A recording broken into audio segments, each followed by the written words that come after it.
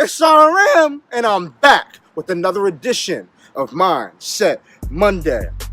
So I'm reading an article about this huge orchard out in California. I mean, this orchard is responsible for like 40% of the apples in the entire United States. So it grows the apples, distributes them all the way through the United States of America. It's incredible.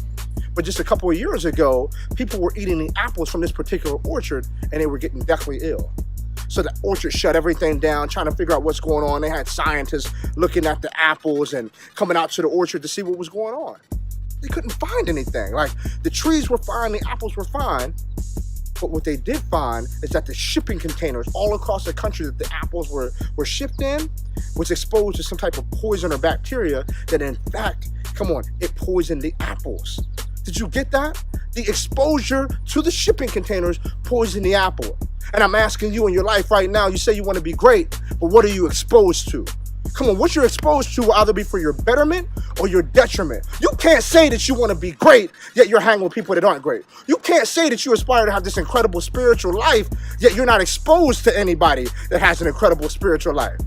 See, last week I'm talking to a friend who had an opportunity to go out of state and get exposed to some people who had tremendous amounts of wealth.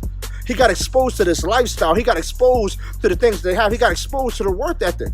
And he figured out, man, my life's really not that different. The difference is what I'm exposed to. I'm saying, what are you exposed to? You say, oh, I want to have a great marriage. Yet you're not exposed to anybody with a great marriage. Man, you know what? I really want to have a better life. Yet you're not exposed to people who are living life at a high level. You have to get exposed to something real. And my mom once told me, she said, Sean, you'll never learn how to tie your shoes from people who have only ever worn sandals. You will never learn how to tie your shoes. What she was saying is you'll never learn how to live the life that you want to live unless you learn it from people that actually do it. Because the people who don't live that way can't teach you.